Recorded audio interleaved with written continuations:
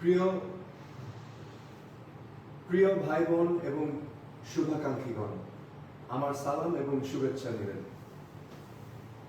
দেশব্যাপী এক অস্থির সময় আপনাদের মুখোমুখি হয়েছি আমি তানজিম আহমেদ সৈয়দ তাজ।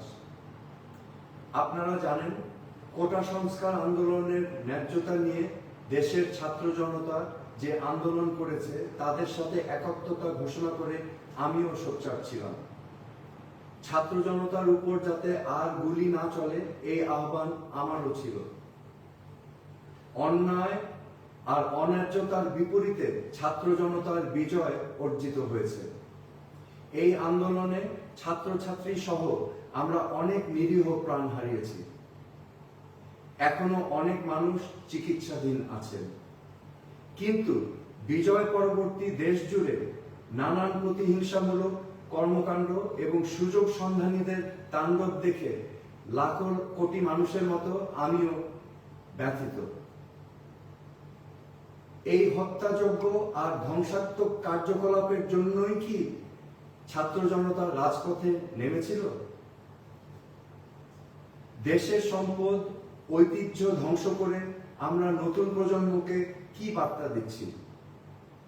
একজন সাধারণ নাগরিক হিসেবে আমি তীব্র প্রতিবাদ জানাই যারা ধানমন্ডির ৩২ নম্বরে বঙ্গবন্ধুর বাসভবনে অগ্নিসংযোগ করেছে। বঙ্গবন্ধুর ভাস্কর্য ভেঙে দিয়ে আমাদের কতটুকু লাভ হলো? আইন শৃঙ্খলা রক্ষা বাহিনী অন্যায় করেছে, তার নিরপেক্ষ তদন্ত হোক, এটা আমরা সবাই চাই। কিন্তু সবাইকে কেন আমরা প্রতিহিংসার মুখোমুখি দাঁড় করাচ্ছি?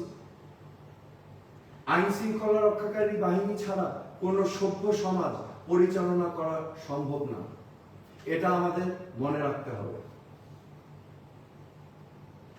আসছে অন্তর্বর্তীকালীন সরকারের কাছে আমার আকুল আবেদন, দেশের বর্তমান ধ্বংসাত্মক পরিস্থিতি থেকে সাধারণ মানুষের জানমাল রক্ষা করতে হবে। গেল কদিন দেশের নানা প্রান্তে ভিন্ন ধর্মের মানুষদের মন্দির গির্জায় আক্রমণ হয়েছে। অনেকের বাড়িঘর জ্বালিয়ে দেওয়া হয়েছে। অনেক মানুষ নিহত আর আহত হয়েছে। এর মধ্যে আওয়ামী লীগ সহ অনেক রাজনৈতিক প্রতিপক্ষ রয়েছে, তাদেরও ঘরবাড়ি জ্বালিয়ে দেওয়া হয়েছে। সেই সাথে অনেক নিরীহ কর্মী প্রতিহিংসার শিকার হয়েছে। চারদিকে এক থমথম অবস্থার মধ্যে কি করে আমরা বসবাস করব? সরকার প্রশাসন সহ আওয়ামী লীগের যেসব নেতাকর্মী দুর্নীতি, হত্যা, গুমের সাথে জড়িত, তাদের আইনের আওতায় আনতে হবে। কিন্তু তার পাশাপাশি একজন নিরীহ কর্মীরও এই দেশে বাঁচার অধিকার আছে, এটা আমাদের মনে রাখতে হবে। যে সংস্কারের জন্য আন্দোলন হয়েছিল তার দিকে নজর দিতে হবে। আমাদের মত ভিন্নতা থাকবে, ভিন্ন মতকে কথা বলার সুযোগ দিতে হবে। আন্দোলনকারী ছাত্র জনতার মতো আমারও দাবি যে দেশে ভোটাধিকার প্রতিষ্ঠিত হোক। সাম্য আর ন্যায্যতার ভিত্তিতে সুশাসন প্রতিষ্ঠা করতে হবে। সুশাসন প্রতিষ্ঠা করতে হলে আইনের শাসন নিশ্চিত করতে হবে। বিচার ব্যবস্থা, জনপ্রশাসন এবং পুলিশ বাহিনীকে রাজনীতির প্রভাব মুক্ত রাখতে হবে। পুলিশ বাহিনী সহ সকল আইন শৃঙ্খলা রক্ষাকারী বাহিনীকে জনগণ বান্ধব পেশাদার বাহিনী হিসাবে প্রতিষ্ঠা করতে হবে। মেধাভিত্তিক সমাজ বিনির্মাণে শিক্ষা ব্যবস্থাকে বাস্তব উপযোগী করতে হবে। দেশের সরকারি প্রতিষ্ঠানগুলোকে রাজনৈতিক ব্যবহার থেকে মুক্ত রাখতে হবে। সাম্প্রদায়িক সম্প্রীতি নিশ্চিত করতে হবে।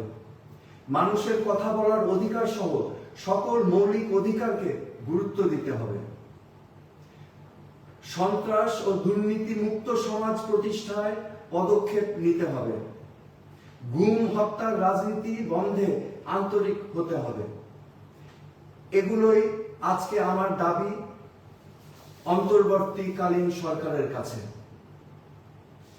প্রিয় ভাই বোন শুভাকাঙ্ক্ষীগণ, এই অরাজকতা বন্ধে আমাদের সবাইকে এগিয়ে আসতে হবে। এভাবে চলতে থাকলে বাংলাদেশ পথ হারিয়ে ফেলবে। সম্মিলিতভাবে ছাত্র, জনতা, পেশাজীবী এবং সকল স্তরের মানুষকে নিয়ে আমরা যদি এই সংকট মোকাবেলা না করি, তাহলে বাংলাদেশ এক গভীর সমস্যার সম্মুখীন হবে। যে ক্ষতি হয়েছে তা কোনোদিন পূরণ করা সম্ভব নয়, কিন্তু এখনই সকল প্রতিহিংসার অবসান ঘটাতে হবে। আর যেন আমরা ক্ষতিগ্রস্ত না হই। কোটা সংস্কার আন্দোলনে একটি বার্তা স্পষ্ট যে বাংলাদেশের কোন শাসকই ইচ্ছা খুশি মতো দেশ চালাতে পারবে না। দেশে সুশাসন প্রতিষ্ঠিত না হলে আবারও দেশের তারুণ্য গর্জে উঠবে। নতুন বাংলাদেশ দেশে বিনির্মাণে আমরা তারুণ্যের এই দৃপ্ত প্রত্যয় যাতে মনে রাখি। কোন শাসকের অন্যায় মেনে নিবে না বাংলাদেশের ছাত্র জনতা সহ সকল নাগরিক। সকল হানাহানি বন্ধ করে আসুন সম্মিলিতভাবে দেশকে নতুন করে গড়ি। বাংলাদেশ আমাদের সবাই। আপনারা সবাই ভালো থাকুন, সুস্থ থাকুন। ধন্যবাদ। খোদা হাফেজ।